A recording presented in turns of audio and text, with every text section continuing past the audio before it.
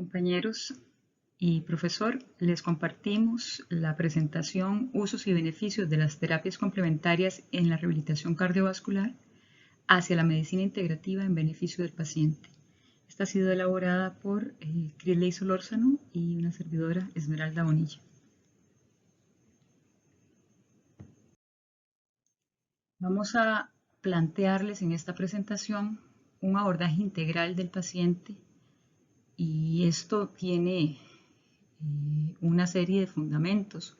La rehabilitación cardíaca, a pesar de que ha sido muy promocionada y logra grandes cambios, no tiene una tasa de adherencia alta.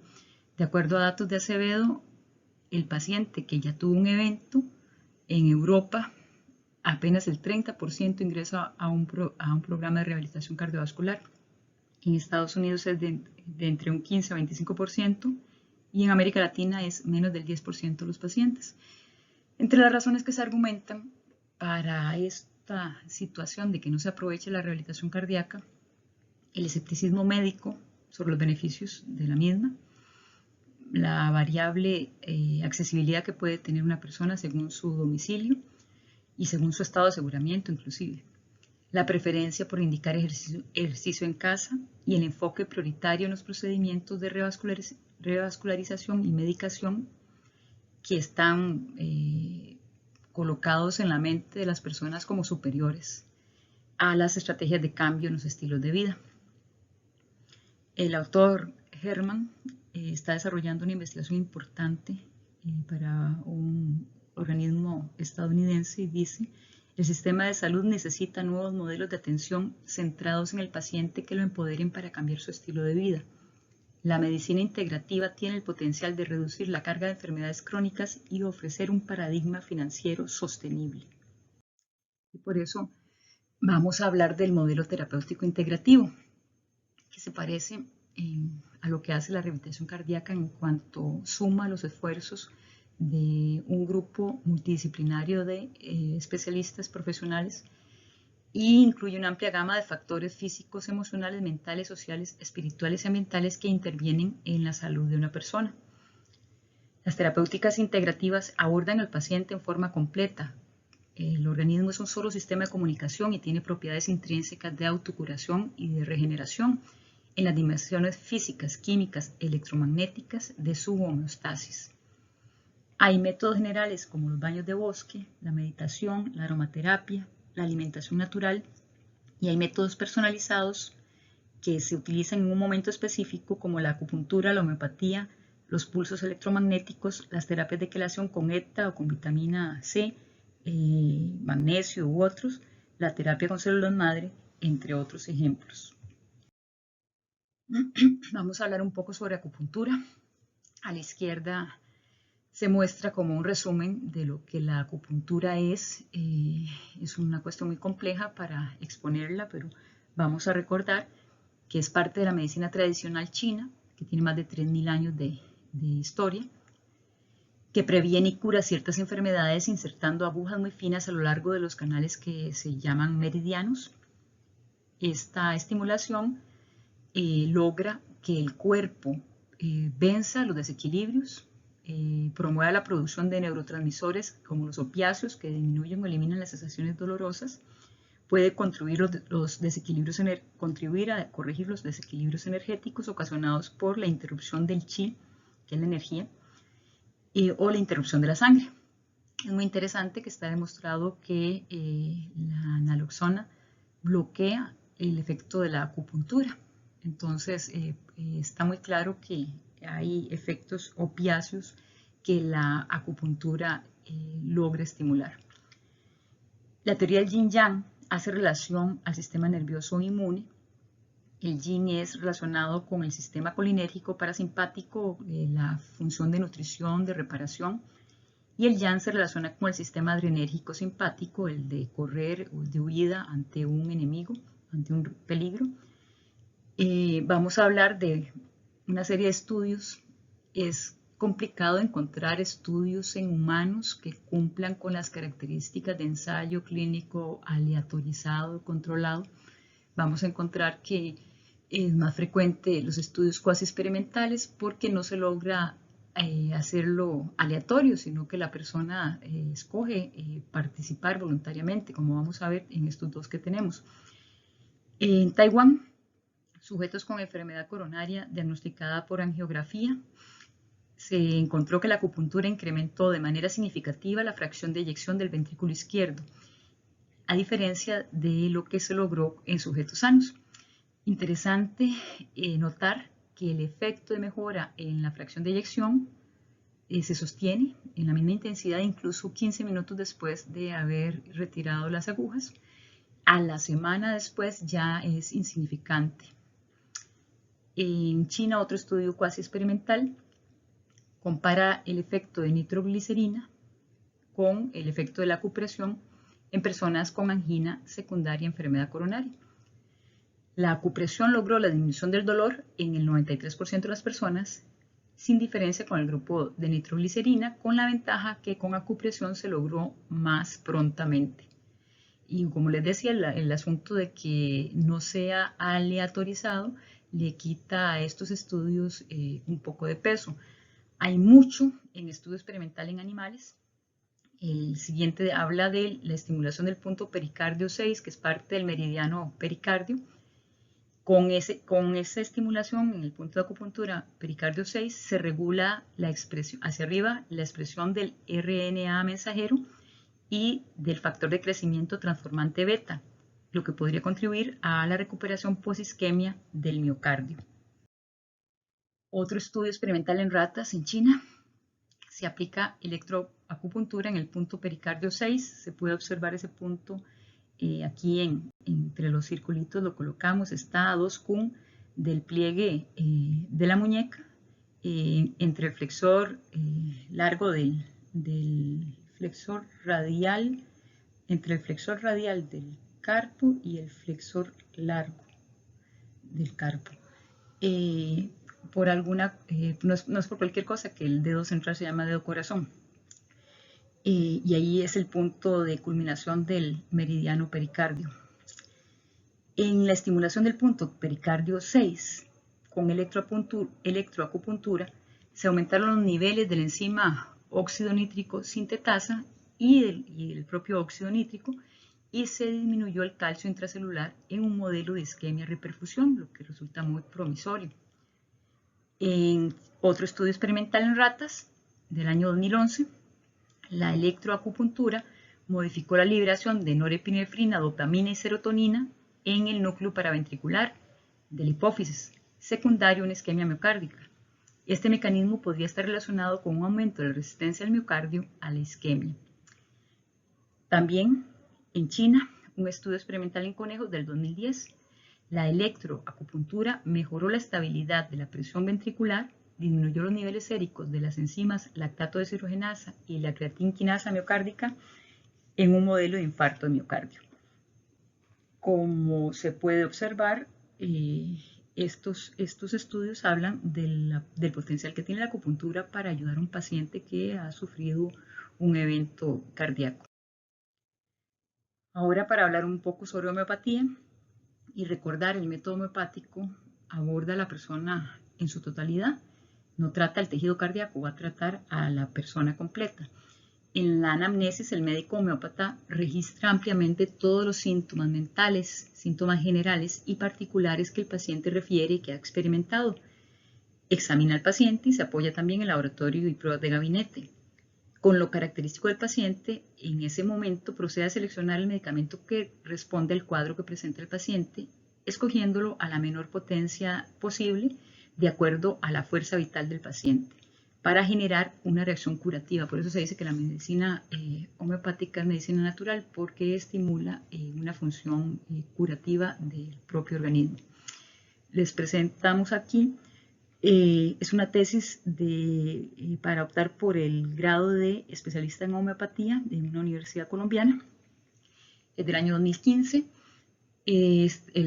Los dos autores hacen una revisión de varias materias médicas, que es los libros donde se describen los efectos de cada uno de los medicamentos en personas sanas que los experimentan y después los describen, y es un trabajo arduo. Hay sistemas informáticos para generar este tipo de prescripción del medicamento. En este caso utilizaron el radar, síntesis del profesor Josh Vitulkas, muy famoso homeópata griego. En esta tesis analizaron estos 20 medicamentos y encontraron que en dolor torácico tipo opresivo o anginoso, acompañado de angustia y temor a la muerte, que es lo propio de un cuadro de infarto, los medicamentos con más puntuación fueron Aconitum napellus, la digitalis, el árnica y el cactus grandiflora. Otra opción de tratamiento para un paciente que ha sufrido un evento cardiovascular, un infarto, viene saliendo de una cirugía, le acaban de hacer alguna reparación valvular o un cateterismo, es la medicina ortomolecular, sea con vitamina C o sea con ETA, que es el ácido etilendiamino tetracético. Vamos a recordar que la medicina ortomolecular tiene su origen en el bioquímico Linus Pauling, quien además de ser premio Nobel de Química, también fue premio Nobel de la Paz.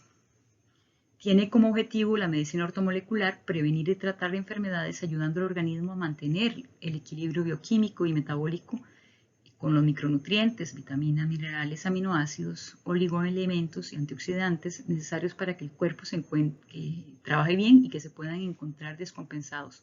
En el caso de la enfermedad cardiovascular, son de importancia la vitamina C, la vitamina D, la niacina, el magnesio, la arginina, la leucina, entre otros. Vamos a hacer referencia a un estudio de Martín y Martínez que demostró en el año 2017, es un estudio longitudinal, durante 11 años siguieron a más de 13.000 estudiantes de la Universidad de Navarra, conocidos sanos al momento del inicio del estudio, y los estuvieron observando por la presencia de evento cardíaco y concluyeron que el consumo de vitamina C está asociado inversamente con la mortalidad cardiovascular. Este estudio ha generado muchos otros estudios secundarios. Nosotros aquí en Costa Rica, en muchos lugares, en Alemania, en Estados Unidos, en América del Sur, utilizamos las megadosis de vitamina C en suero intravenoso, las utilizamos en recuperación de pacientes posquirúrgicos, en preparación para cirugías, las utilizamos como parte de protocolos de tratamiento en paciente con cáncer. Las aplicaciones de la vitamina C como antioxidante son bárbaras y en el caso de la enfermedad cardíaca, con más razón, tiene un lugar y tiene una utilidad y puede ser una opción para nuestros pacientes. Tenemos aquí mencionado como tipo de terapia de la medicina ortomolecular el uso de la quelación con el ácido etilendiamino tetracético, conocido como ETA. Se aplica igual intravenoso y es una sustancia que se utilizaba para quelar metales pesados como plomo. Y entonces en toxicología, en los años 30 se le daba esa utilidad y se puede utilizar para eso efectivamente cuando hay niveles altos de mercurio y de plomo. También se utiliza la terapia con ETA. Y en los pacientes con enfermedad cardiovascular hay estudios que demuestran su utilidad. Les pongo la referencia de un estudio del grupo del Hospital Monte Sinaí en Miami, liderado por el doctor Gervasio Lamas, en que ha sido financiado el estudio, es el ensayo para demostrar la efectividad de la terapia de quelación. Inicialmente lo hicieron con pacientes en general, adultos, con antecedente de enfermedad cardíaca, y de los resultados que obtuvieron con ese primer ensayo, se les financió un segundo ensayo que está dirigido a los pacientes diabéticos, porque con los diabéticos se vieron en el primer ensayo resultados impresionantes en reducción de mortalidad y de complicaciones.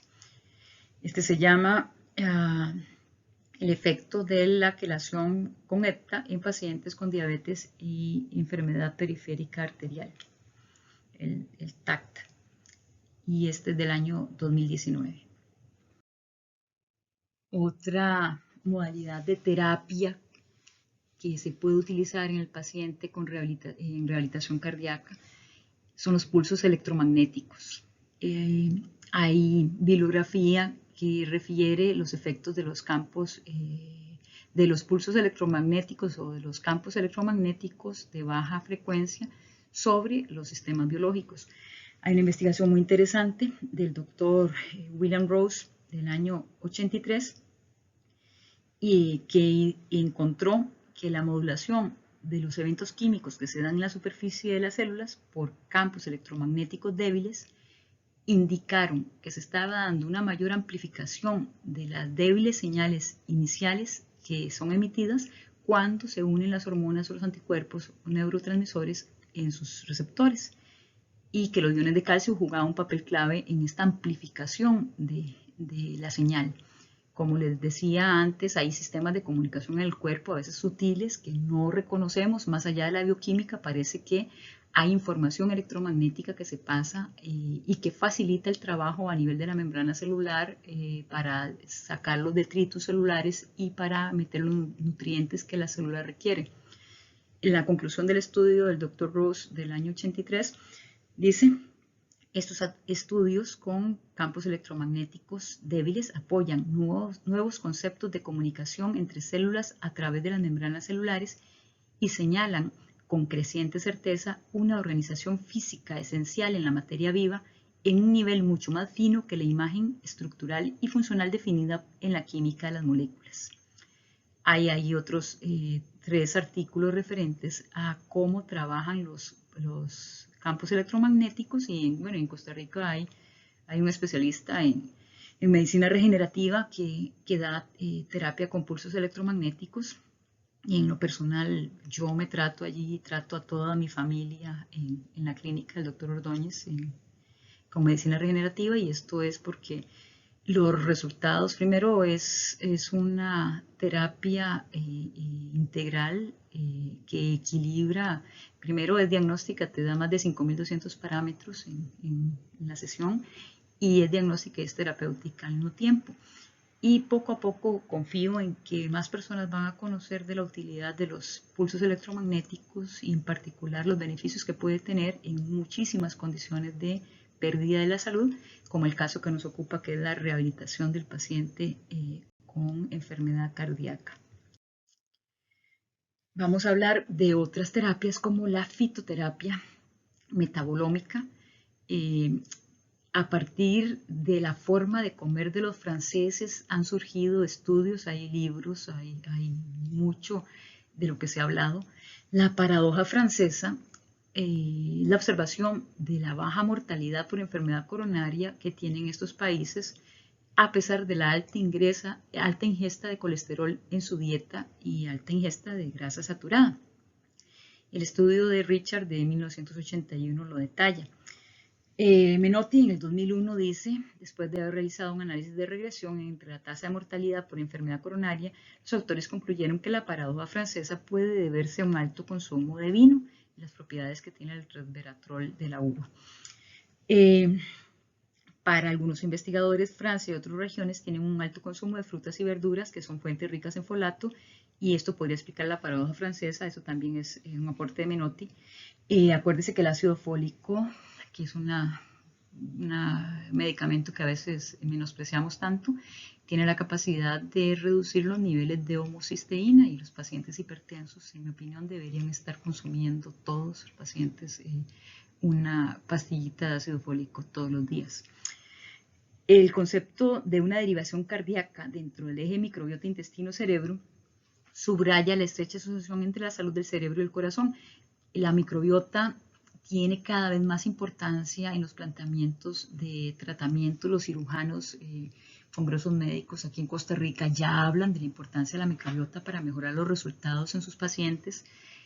Y pues somos como un zoológico, tenemos más células de parásitos, de virus, de bacterias que células humanas. Entonces no nos debería extrañar el papel que tiene la microbiota en la generación de salud o de enfermedad, en este caso cardiovascular. Se considera que el cometabolismo, microbiota, intestino y cerebro es el eje responsable de la cura para prevenir la aterosclerosis y los trastornos cerebrales, en estos dos estudios de Collins del 2013 y de Ofranovich del 2020. Entre las sustancias que se recomienda consumir, el pirinogenol, los polifenoles, el glutatión, la ubiquinona, los flavonoides, la ficocianina y los folatos, como parte de la alimentación. Un concepto más ecológico y más integrador es la biofilia. El biólogo Wilson es padre del concepto de biodiversidad y del término biofilia, y él afirma que los humanos tienen la necesidad biológica de conectarse con la naturaleza. A partir de esto se han desarrollado una serie de conceptos a nivel de distintos países del mundo en que se integran experiencias de contacto con la naturaleza. Hay estudios de epigenética que demuestran que cuando usted está en contacto con la naturaleza se mejora la metilación del ADN. A medida que envejecemos se va perdiendo la capacidad de metilación, y pareciera que el contacto con los bosques, que son sitios cargados de iones negativos, y nosotros que estamos tan expuestos a computadoras y a luces, estamos cargados de cationes, iones positivos, y parece que un paseo por el bosque nos permite equilibrar esas cargas. Y en los estudios de epigenética se demuestra que la meditación y los paseos por los ambientes naturales son más efectivos para mejorar la metilación del ADN que incluso el consumo de los superalimentos como la brócoli, la fresa o cualquier similar. En 1982, Japón inició un programa de salud nacional en que se practican los baños de bosque. Luego países como Corea, China, Estados Unidos, Canadá y Dinamarca le han seguido.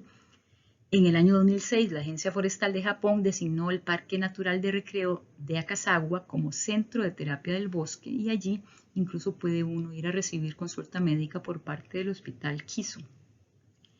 Hay un efecto moderador de la naturaleza en el biorritmo del ser humano. El doctor Kim, en su libro Shirin-yoku, Bañarse en el bosque, explica que un baño de bosque de una duración entre 2 a 4 horas durante 2 días seguidos puede aumentar la actividad de los leucocitos en un 40% durante 30 días. Y una investigación en 24 bosques de Japón con 12 sujetos, 280 en total, con edades entre 21 y 0.7, bueno, de gente joven. 6 sujetos fueron enviados a un área forestal y los demás a un área de la ciudad, y los resultados mostraron que los entornos forestales en relación con los entornos urbanos logran menor concentración de cortisol, disminución de la frecuencia cardíaca y la presión arterial, una menor actividad de los nervios simpáticos y una mayor actividad del sistema parasimpático, que es el que nos permite regenerar, curar, entrar en un proceso de autorregeneración. Y bueno, este es nuestro aporte desde las terapias complementarias, o el concepto más moderno que ha sustituido esas palabras de medicina alternativa, medicina complementaria, que en realidad son terapias terapéuticas, porque la medicina es una sola. Y es para nosotros un gusto compartirles este trabajo. Estas son las referencias, y les vamos a hacer un aporte de un médico, bueno, el médico, el doctor Ordóñez, que se dedica a la medicina regenerativa, y también les pasaremos el link para que puedan ver la explicación que él hace de los tratamientos con ortomoleculares, ETA, células madre, etc. Muchas gracias.